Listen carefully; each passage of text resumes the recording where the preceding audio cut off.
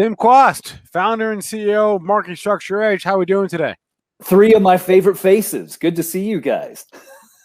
We're always excited to see where you are this time. Don't get used to Spencer's. He never, this is Tim's thing, he never broadcasts from the same house. He owns like 100 houses, and he's just broadcast from all over everywhere. You never know where Tim Quast is. Where is he today? No, he's in Austin. And as I've said before, if you want 100 houses, use Market Structure Edge. And, there you go. You too can have 100 houses. I'm actually in Steamboat, and I can see Mount Werner, which is still laden in snow, out the window here to my left. So but that's good. You know, we see snow on the mountains mid-May. We know we have a green summer ahead. So that's what we want to see. Is that the saying? Yes, yes. Snow on the mountains in mid-May. Speaking of green, it's unfortunate. I caught the tail end of that TTD trade desk discussion. Wow. It was there it is, 592. We're at that level. Well, and it's, you know, there's always a market structure lesson. You know, TTD was before this decision, and had they asked me, I would have advised, and I get asked all the time by public companies, should we do a stock split? So TTD was in the top 20 most liquid stocks in the US stock market. And it actually has had, as you know, Dennis, fairly good trading characteristics. It's being affected by the shrinking demand for equities that's occurring right now, and we can talk about that if you like. But when it's an important concept, traders, we use that dollars per trade metric on the Edge platform, and we tell we use it for public companies to help them understand. Well, if volume and liquidity are not the same thing.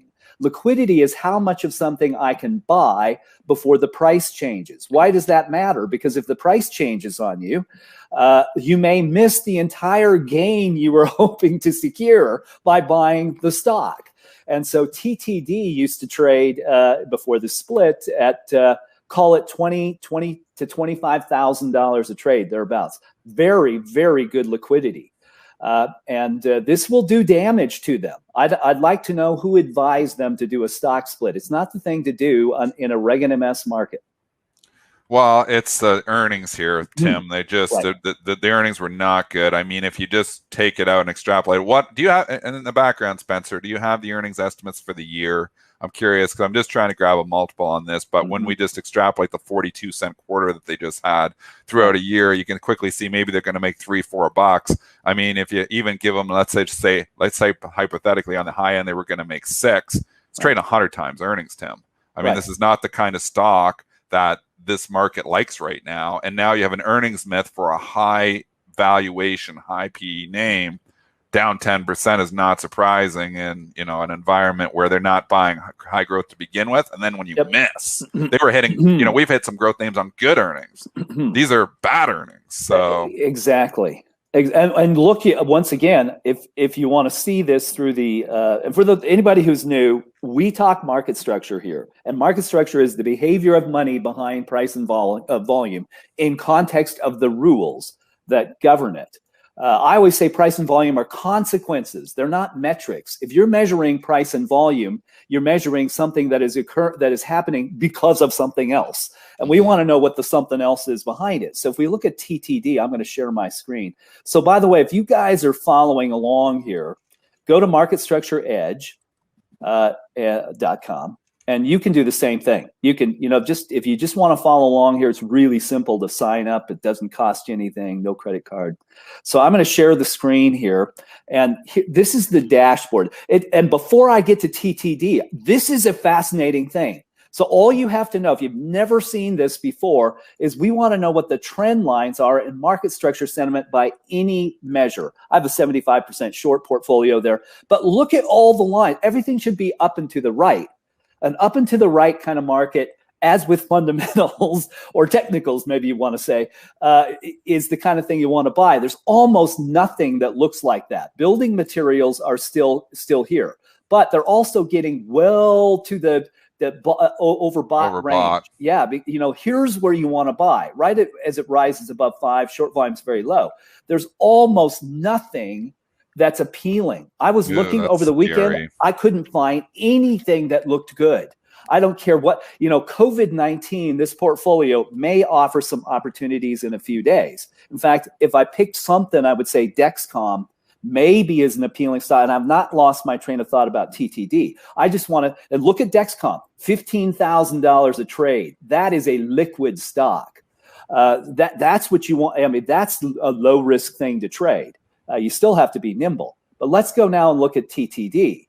And of course, it's going to show the old liquidity because this will reflect data as of Friday. Yeah, not with the earnings pre-split. So there's our Benzinga May 10. Even that, though, trend lines don't look good.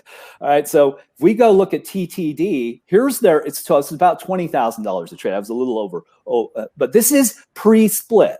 TTD was 3.6. Sentiment falling. You want to buy sentiment rising over 5. So that all right away tells us not good. Passive money is selling this, and it's 47% short. That's not bad, but they're going to destroy their liquidity. This could drop them all the way to the bottom of the Russell 1000 from a liquidity standpoint. You've got to be about this level. Appian is at the very tail end of the most liquid 1,000 stocks in the market. And so why does that matter? Well, that's what the big money wants. If you're creating and redeeming ETF shares, you don't want something that trades $500 a trade. You want something that trades $15,000, $20,000. You gotta be able to get in and out. Exactly. So if you look at TTD reflects, so here's where you would buy it. So when it ticks above 5, now you got a sentiment above 5 means more demand than supply. And so stocks tend to rise. It's not a perfect metric, and it's been challenging. But then when sentiment reverts to 5, this is where you want to leave. And notice that short volume is very high. Sentiment ticked up again. It never got back to 10. This would have been challenging. Even from a market structure standpoint, this would have been challenging because you'd say, well, it ticked back over 5. Isn't that a buy? Well, as sentiment peaks, you have to get out. You take some losses on that. But you Tim, can I throw a quick question in here? Yes. I like, what you're talking about. We talk about a lot too, is when, a stock's going down, it's going down, it's going down. And sometimes you're better off saying, hey, show me, like I was looking at ARKK, show me you can hold 115. Do you find, with your, in your analysis, when the things do cross back over the threshold, that it does coincide with like a double top or some kind of technical level where the stock is coming up, you miss the bottom, but your bottom is you're out. Now it's showing strength. Do you notice any, technicals that coincide with that? A double top, a triple top, or, breaking, descending lows or descending highs, anything like that? I'm not an expert on technicals. Okay. I'm an expert on market structure. That's how I think. And, my issue with technicals is that it supposes that all prices are equal. And how I think about this is the price is set by, say, fast traders as opposed to, so here, for example, Microsoft. See this behavior right here? It's informational here. And I will answer your question. We feed these behaviors into this measure called market structure sentiment. It says there is active stock picking, which is about 9% of trading volume. There is passive investment behavior. Let's call it 20% of market volume. There is fast trading, 55% of trading volume, and then trades tied to derivatives, call it 18%. Put all that together, close to 100%, within range there. So if you have a double top on fast trading, that double top can come away from you like that. So if it's passive money tends to take 5 days to finish what it's doing. Are we moving money from materials over into consumer staples? Well, you can't do that in a day. But Citadel, because Citadel wants to end the day flat, can take 50% of market volume, boom, move it, and bam, be gone, just like that. So that's the difference, and that's the trouble. I can tell you what we observed from a market structure standpoint in all these tech names. Like take PayPal, which had great results. We ran some data for PayPal to help them understand what would happen when they reported results. They came off a very strong 10 out of 10 top, but then they could just barely get back to 5. Remember, we just want to buy the rise over 5. They did a nice job. We expected the stock would rise looking at the data, but it was primarily because of short covering. So if you were looking at this from a technical standpoint, how would you look at PayPal from a technical standpoint? I would look at it from a market structure standpoint and say, their money's leaving. And this is what troubles me. It's not showing up everywhere because energy, for instance, which has been the new tech trade, is 2.3% of market cap. So you'd look at energy and say, wow, the money is just pouring into energy. And then you come over to tech, 28% of the market by itself. And if you look at communication services and consumer discretionary, which is where a lot of the big techs are, and you see, wow, they're weak, you would look at this and say, here is a warning for all of us. The great behemoth of tech, which drives the market, is seeing the gradual withdrawal of money. I think big institutional money is reducing its exposure to equities.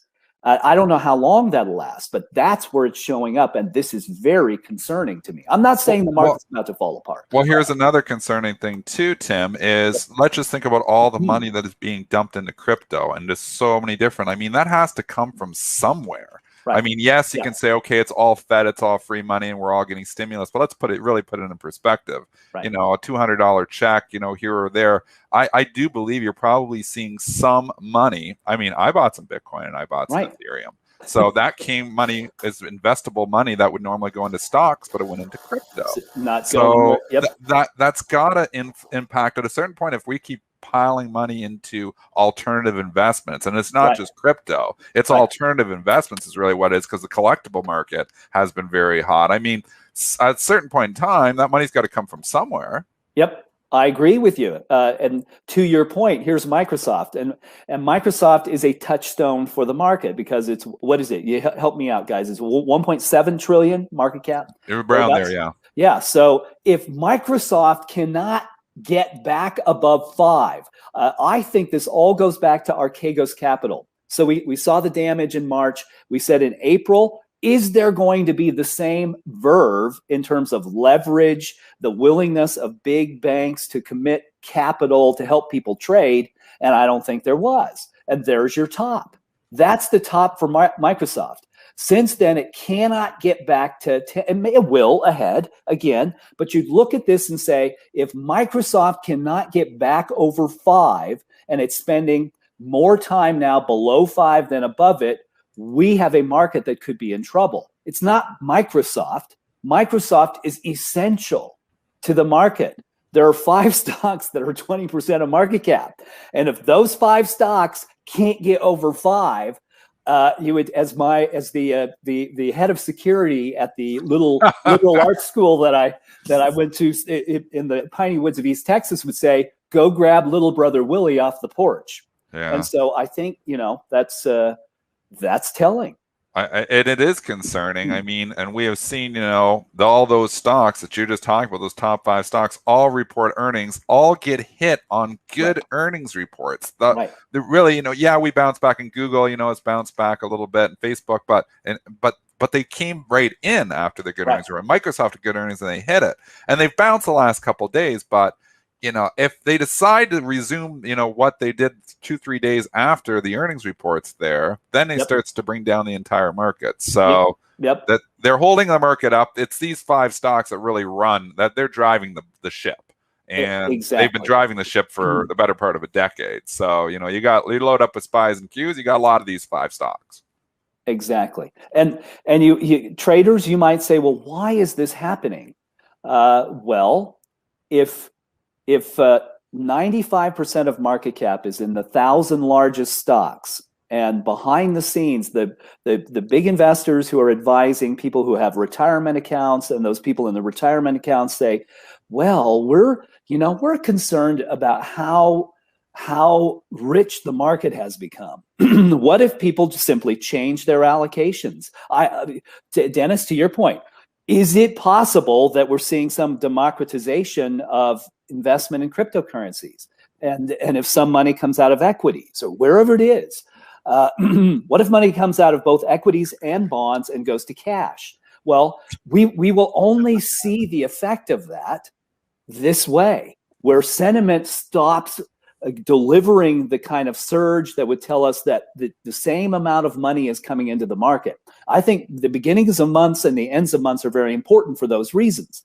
Ends of months, portfolios get trued up. Beginnings of months, that's when the inflows come into the market from 401k. I do it myself, right? 401ks and so on.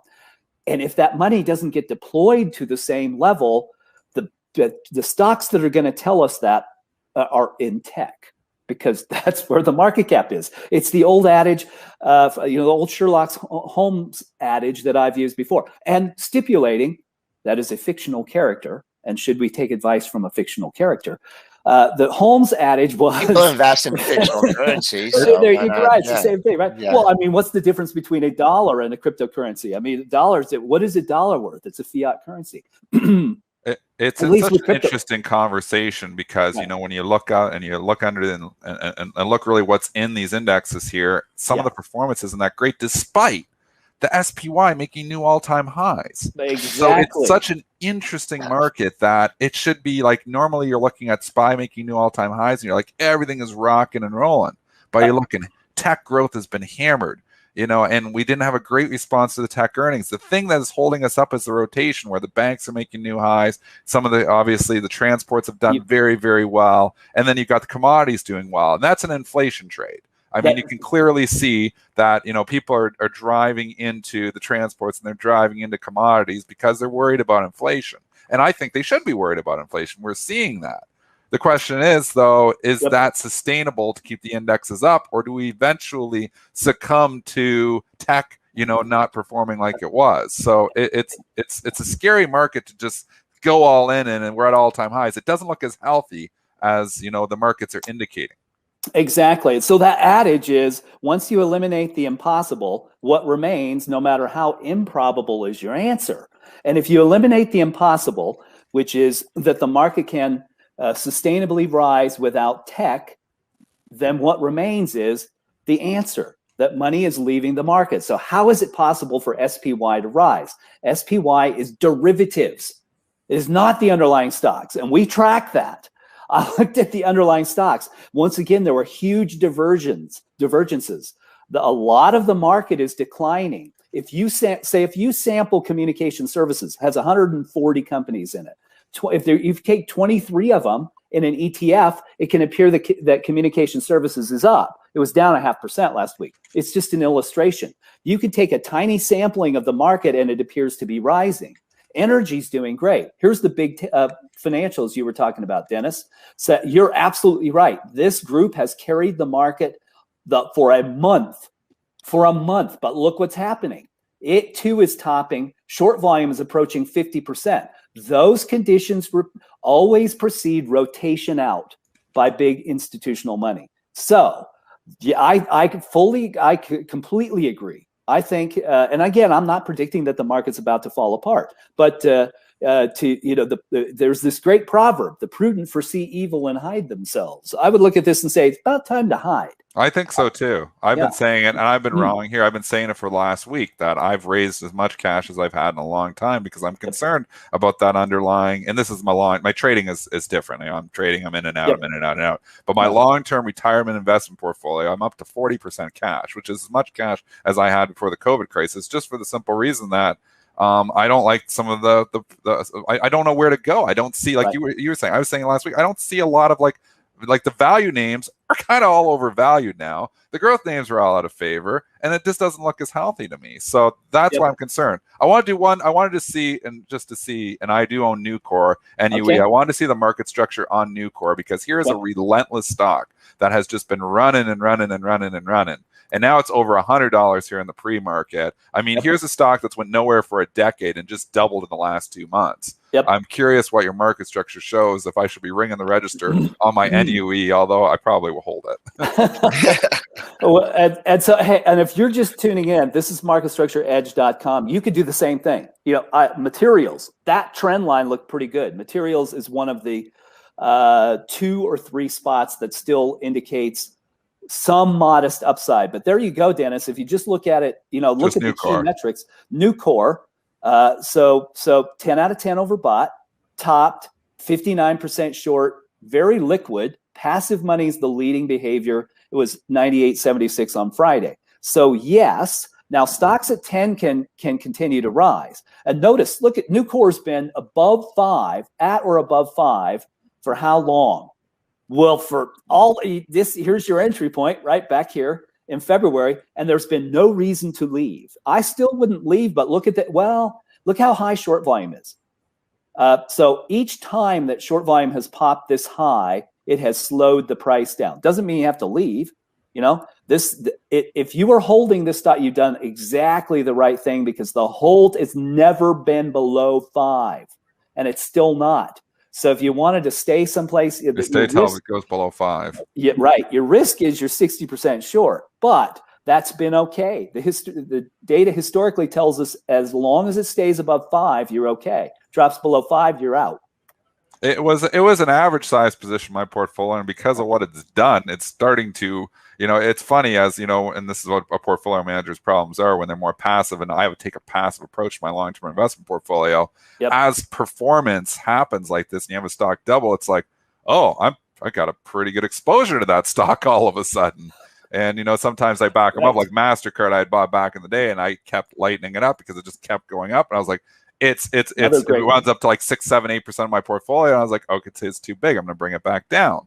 And then, it keeps running, and then it gets back up. You took a chunk out, but it tempts and comes up again. It's a good problem to have when you have performers like that.